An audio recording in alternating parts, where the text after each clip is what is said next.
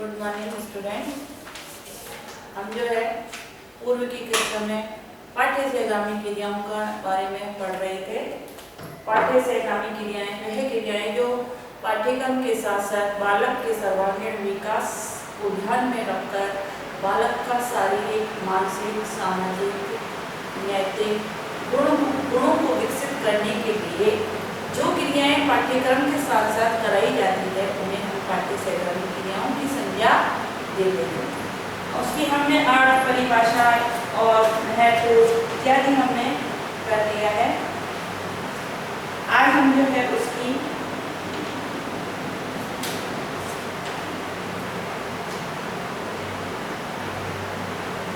पाठ्य से गामी क्रियाओं के आयोजन उद्देश्य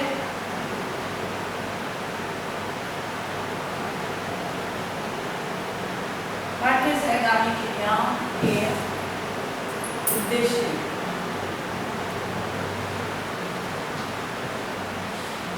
क्या क्या उद्देश्य है, ठीक है, और सिद्धांत।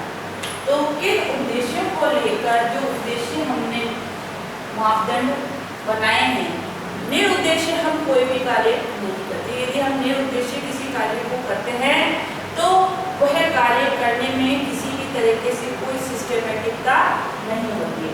तो पाठ्य से गामी क्रियाओं को पाठ्यक्रम के अंतर्गत क्यों सम्मिलित किया गया है, किस उद्देश्य को ध्यान में रखकर, क्योंकि प्राचीन काल में पाठ्यक्रम शिक्षा का एकमात्र उद्देश्य बालक के ज्ञान में वृद्धि करना था, परंतु वर्तमान में पाठ्य से गामी क्रियाओं को भी सम्मिलित किया गया है कि शिक्षा की शैक्षणिक गुणवत्ता के साथ साथ बालक का सर्वांगीण विकास शिक्षा के माध्यम से संभव होना चाहिए। शिक्षा ही एक ऐसा माध्यम है जिससे बालक का सर्वांगीण विकास किया जाता है। इस उद्देश्यों को लेकर पाठ्य से गामी क्रियाओं को शिक्षा के अंदर सम्मिलित किया है। तो पहला उद्देश्य इसमें है विविधता।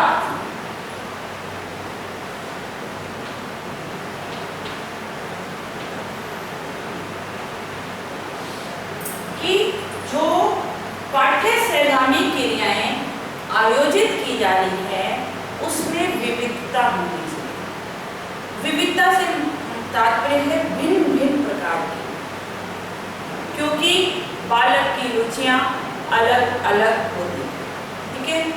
तो वैरायटी होनी चाहिए। विविधता से मतलब वैरायटी। जब वैरायटी होती है तो बालक अपनी रुचि के अनुसार, जो बालक की स्वयं की क्रिएटिविटी है, मौलिक क्रिएटिविटी है, उसको ध्यान में रखकर उसका चयन कर लेता है। अपनी रुचि के अनुसार जो प्रतियोगिता में जिसमें वो भाग लेना चाहता है उसमें वो भाग लेता है। यदि इसमें वैरायटी नहीं होगी, विविधता नहीं होगी पाठ्य से गामी क्रिया में, तो एक फाउंडेशन हो जाएगा। बालक को उसमें रुचि नहीं है तब भी उसको भाग लेने के लिए प्रेशराइज किया जाएगा, प्रेरित किया जाएगा। पर जब रुचि नहीं है तो उसमें वो कहाँ लगन दिखाएगा, कहाँ अपनी प्रतिभा दिखाएगा। तो जो भी पाठ्य से गामी क्रियाएं विद्यालय स्तर पर आयोजित की जा रही है, पाठ्यक्रम में जो सम्मिलित की जा रही है, विद्यालय हो चाहे महाविद्यालय, उनमें जो है विविधता होनी चाहिए, अर्थात वैरायटी होनी चाहिए।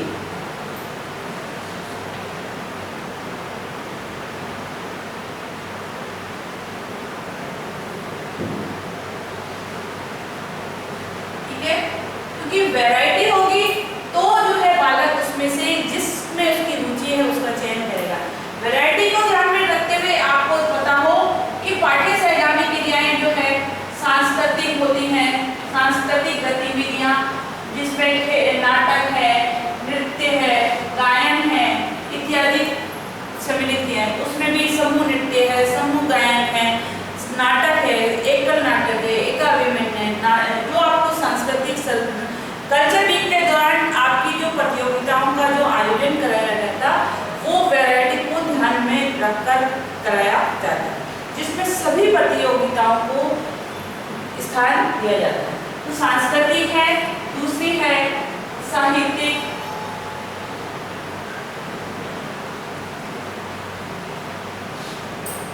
तीसरी है रचनात्मक, चौथी है खेलकूद।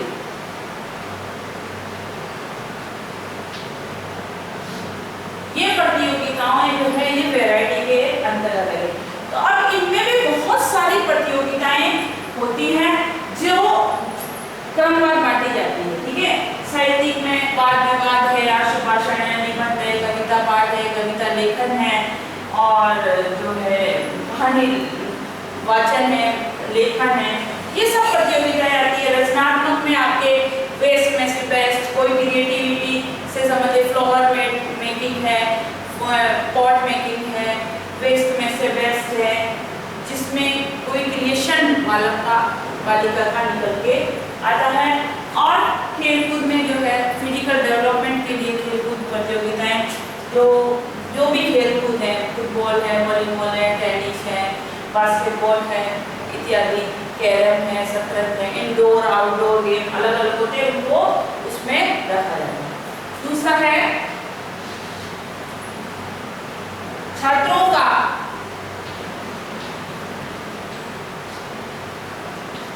सहयोग।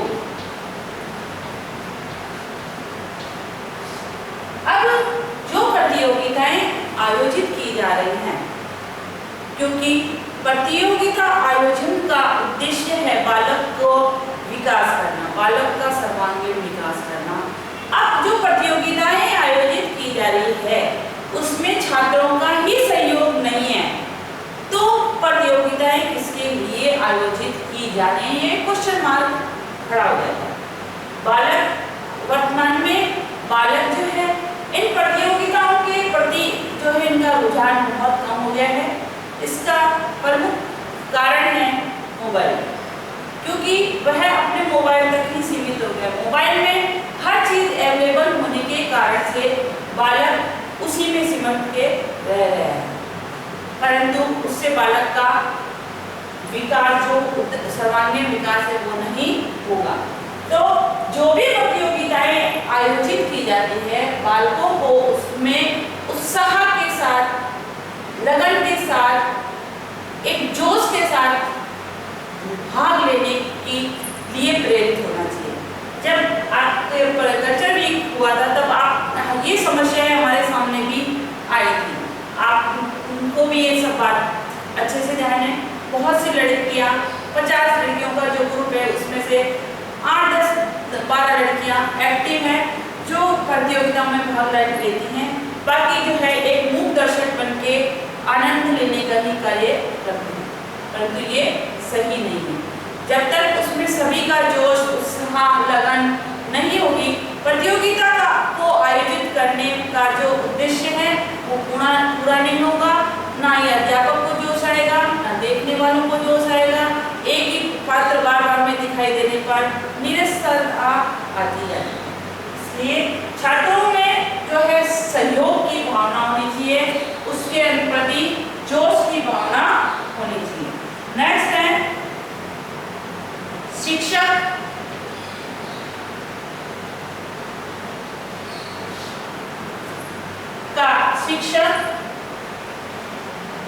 पथ प्रदर्शक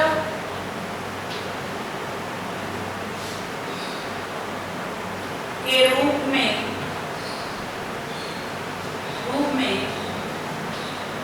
कार्य करे,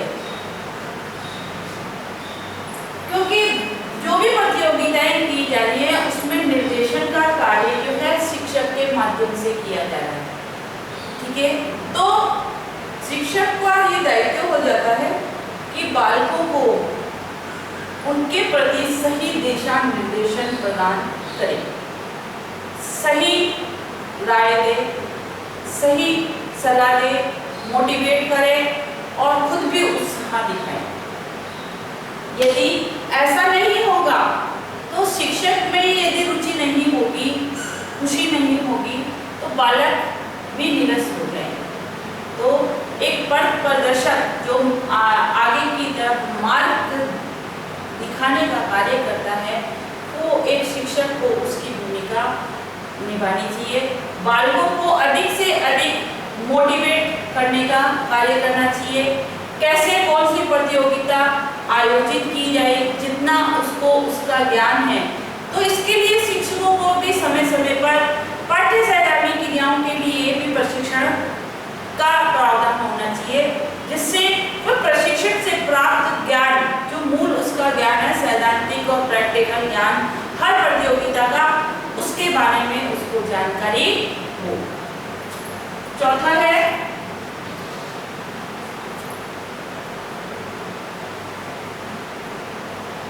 साधनों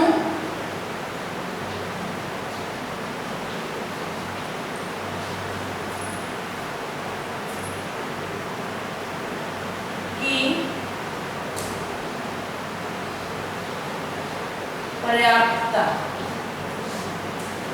क्योंकि जो साधन जिस प्रतियोगिता के लिए होने चाहिए वो विद्यालय में अवेलेबल होने चाहिए। बिना साधन सुविधा के किसी भी कार्य को संपन्न करना यदि हम सोचते हैं तो कार्य कर तो लेंगे, पर जिस तरीके से जैसे संपन्न होना चाहिए वैसे वह संपन्न नहीं होगा। ठीक है, तो जिन साधन सुविधाओं की प्रतियोगिताओं में आवश्यकता है उन साधन सुविधाओं का विद्यालय में पर्याप्त होना अनिवार्य है। बालकों की संख्या के अनुसार जो साधन सुविधाएं जिसके लिए भी जरूरत है वह विद्यालय स्तर पर बालक को अवेलेबल करानी चाहिए। अवेलेबल जब वो उपलब्ध होगी तो बालक उसका उपयोग करने के लिए प्रेरित होगा। जब योग्य शिक्षक उसको दिशा निर्देशन करेगा तो वो मोटिवेट होकर अधिक से अधिक पाठ्य सहगामी क्रियाओं में भाग लेने का प्रयास करेगा। तो जो भी साधन सुविधा है वो पर्याप्त मात्रा में होनी चाहिए। बिना साधन सुविधा के जो है कार्य नहीं किया जा सकता। अगला है क्रियाओं के चयन में स्वतंत्रता। क्रियाओं के चयन में स्वतंत्रता।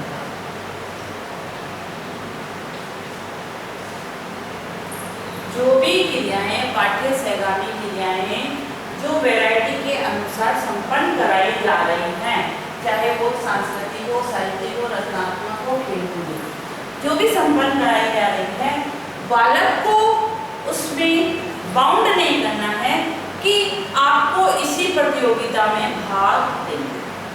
बालक की रुचि के अनुसार बालक को स्वतंत्र छोड़ देना चाहिए कि उसको जिसमें इंटरेस्ट है उस प्रतियोगिता में वो भाग ले। अब इसमें भी एक दुविधा हो जाती है। जब हम वैरायटी प्रतियोगिता में रखते हैं तो कुछ छात्र एक प्रतियोगिता में बहुत सारे आ जाते हैं और कुछ प्रतियोगिताएं ऐसी होती हैं जिसमें बहुत कम छात्र भाग लेते हैं। विशेषकर साहित्यिक प्रतियोगिता जिसमें छात्रों की रुचि बहुत कम होती है, जबरदस्ती उनको दबा दबा के मोटिवेट करके प्रेरित करके उनको भाग लेने के लिए प्रेरित किया जाता है। ये समस्याएं हमारे सामने भी आती हैं। तो क्रियाओं के चयन में स्वतंत्रता होनी चाहिए, इससे मैं सहमत हूँ। परंतु जब वैरायटी की बात आती है तो सभी बालकों को सभी प्रतियोगिताओं में भाग भी लेना अनिवार्य होना चाहिए। ऐसा नहीं है एक प्रतियोगिता में तो ढेरों बच्चे आ गए, एक प्रतियोगिता ऐसी है जिसमें एक दो बच्चे भी सामने नहीं आ रहे हैं, तो फिर वैरायटी कहाँ होगी? वैरायटी का जो क्वेश्चन आता है उस वैरायटी की जो सार्थकता है वो वहाँ खत्म हो जाएगी।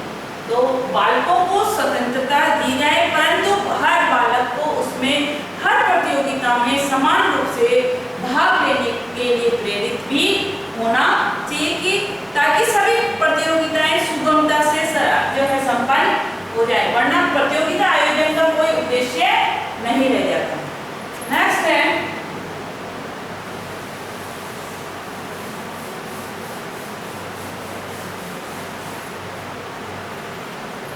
इसके बाद है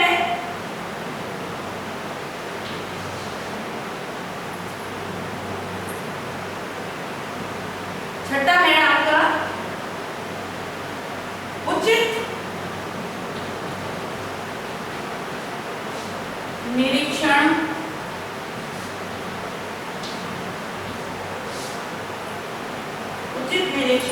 की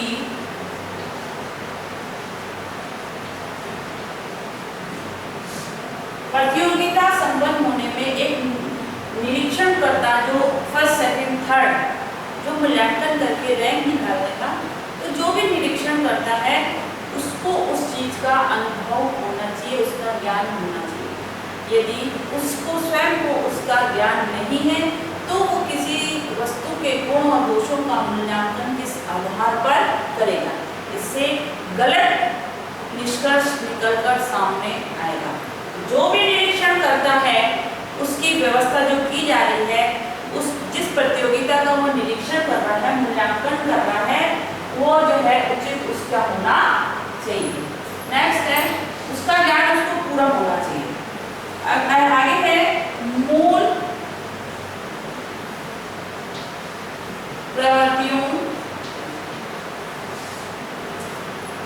प्रवृत्तियों का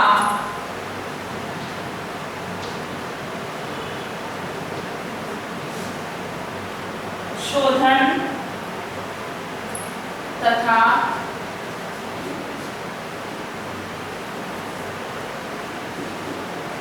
मार्गांतरीकरण। ये बालक की जो मूल प्रवृत्तियां हैं, इंटरेस्ट बालक का मूल रूप से आगे के हर बालक का अलग है, परंतु जो प्रवृत्तियां हैं उसका हमको परिष्कार करना, शोधन करना है और आगे उसके लिए सही रास्ता बताना है।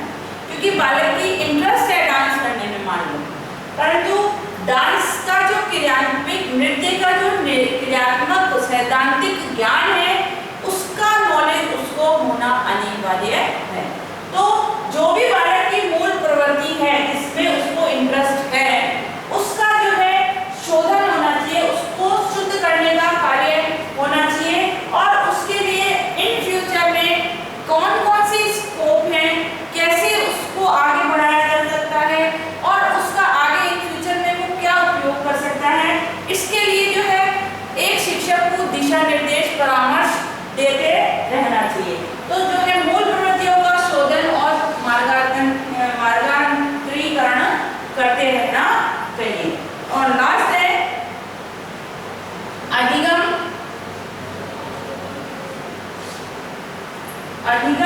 को सउद्देश्य बनाने में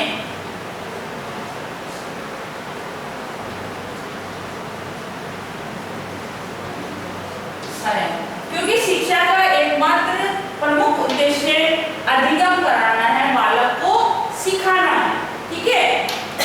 तो सीखने की क्रिया जो है वो स्व उद्देश्य होनी चाहिए। किसी भी गतिविधि का जो हम उपयोग कर रहे हैं, जिसमें हम भाग ले रहे हैं, वो एक उद्देश्य पूर्ण होनी चाहिए कि किस उद्देश्य को लेकर हमने उसको आयोजित की है। तो निरुद्देश्य यदि होगी तो बालक को उसमें भी कोई इंटरेस्ट नहीं होगा, इन फ्यूचर में बालक उसका कोई उपयोग नहीं कर पाएगा। तो जो भी गतिविधियां का आयोजन किया जा रहा है उनका जो है उद्देश्य निर्धारित होना चाहिए। जब हम शिक्षण कार्य भी कराते हैं तो वो उद्देश्यों को ध्यान में रखकर कराते हैं कि हमारा उद्देश्य क्या है। अब है ध्यान रखने योग्य बातें। पाठ्य सहगामी क्रियाओं के आयोजन में ध्यान रखने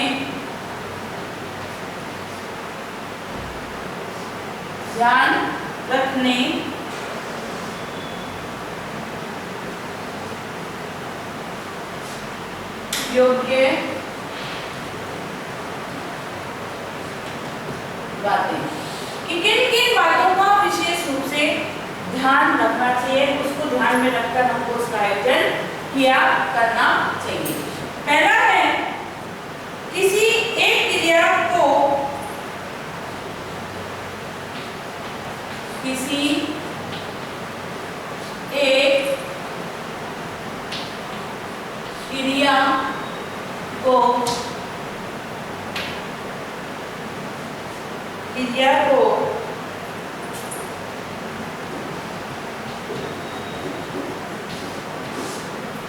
अनिवार्य न बनाया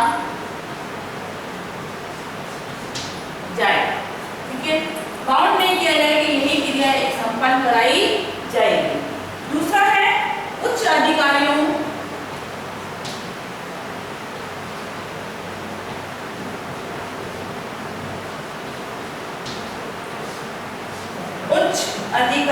का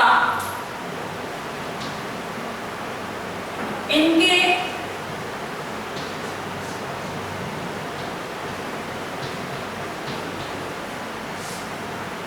संचालन में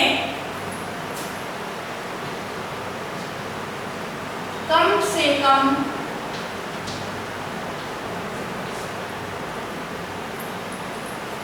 हस्तक्षेप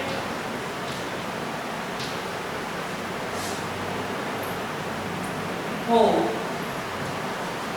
ये जो अधिकारी वर्ग है, यदि उसमें ज्यादा इंटरफेयर करेंगे तो बालक क्योंकि अधिकारियों का जो भय होता है, उस भय के कारण वे अपनी प्रतिभा का खुलकर प्रदर्शन नहीं कर पाएंगे। इसलिए जो भी अधिकारी उस संस्था के अंदर आ रहे हैं, जब प्रतियोगिता आयोजित की जाती है तो उनको उसके अंदर बहुत ज्यादा हस्तक्षेप इंटरफेयर नहीं करना चाहिए। बालक को स्वतंत्र रूप से अपनी प्रतिभा का प्रदर्शन करने का अवसर प्रदान किया जाना चाहिए। जब स्वतंत्र रूप से बालक अपनी प्रतिभा को खुलकर प्रदर्शित करेगा तो हमको उसकी मूल क्रिएटिविटी के बारे में जानकारी हासिल होगी। तीसरा है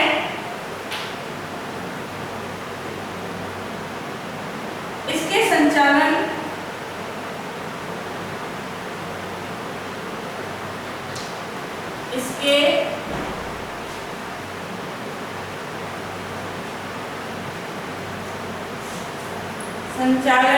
में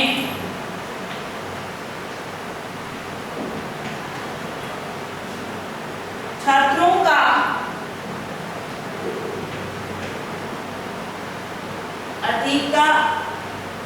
अधिक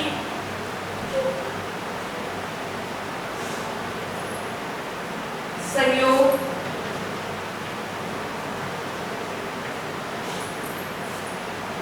करना चाहिए, क्योंकि बच्चे छोटे होते हैं। तो विद्यालय स्तर पर जब प्रतियोगिताएं आयोजित की जा रही तो शिक्षक को जो है बालक का सहयोग करना चाहिए, अर्थात एक शिक्षक का सहयोगात्मक व्यवहार उन प्रतियोगिताओं के आयोजन के समय जो है विद्यार्थियों के साथ होना चाहिए।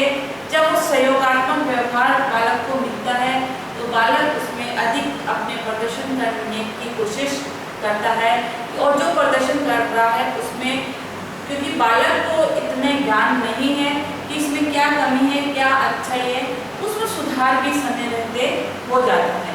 तो शिक्षकों को जो है अधिक से अधिक उसमें सहयोग करना चाहिए। नेक्स्ट है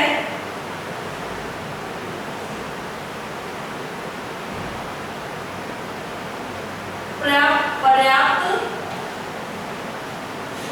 वित्तीय व्यवस्था।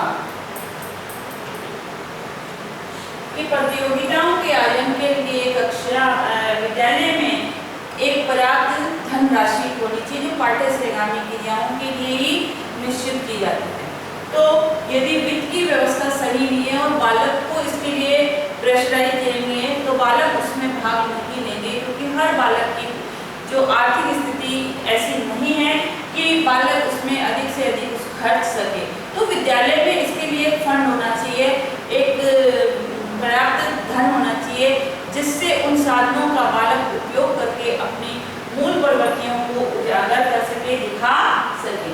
पांचवा है प्रत्येक सहकर्मी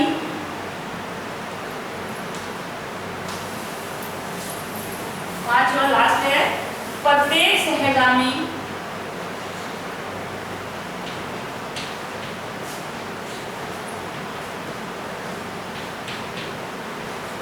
सहगामी क्रिया का शैक्षिक उद्देश्य होना चाहिए कि जो पाठ्य सहगामी क्रियाएं आयोजित की जा रही हैं उसका शिक्षा में क्या महत्व रहेगा, क्योंकि शैक्षिक उद्देश्य जो हमने बनाए हैं कि हमारे पढ़ाने के बाद या जो भी सहगामी क्रियाएं हम आयोजित कर रहे हैं उनको आयोजित करने के बाद में जो है उस शिक्षा का पर उसका क्या प्रभाव पड़ेगा, बालक के ज्ञानात्मक पक्ष जो है बालक का वो कैसे पड़ेगा। तो शैक्षणिक उद्देश्यों को ध्यान में रखकर जो है पाठ्य सहगामी क्रियाओं का आयोजन किया जाना चाहिए, क्योंकि वो हम विद्यालय में पाठ्य सहगामी क्रियाएं करा रहे हैं तो विद्यालय का उद्देश्य बालक के ज्ञान में वृद्धि करना है। तो ज्ञान बढ़ाने के लिए जो शैक्षिक उद्देश्य हम निर्धारित करते हैं वो उद्देश्यों को ध्यान में रखकर ही हमको प्रतियोगिताओं का आयोजन करना चाहिए।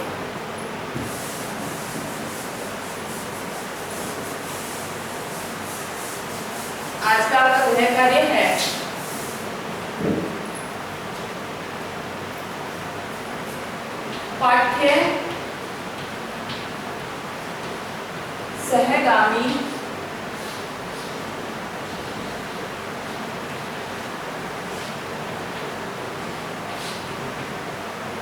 पाठ्य सहगामी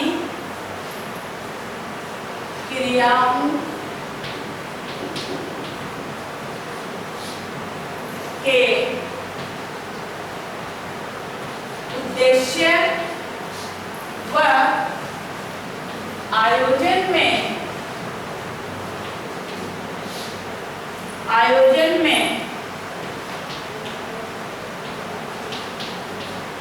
ध्यान रखने योग्य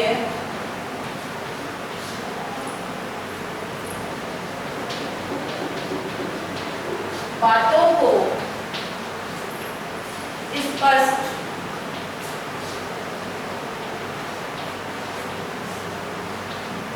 कीजिए।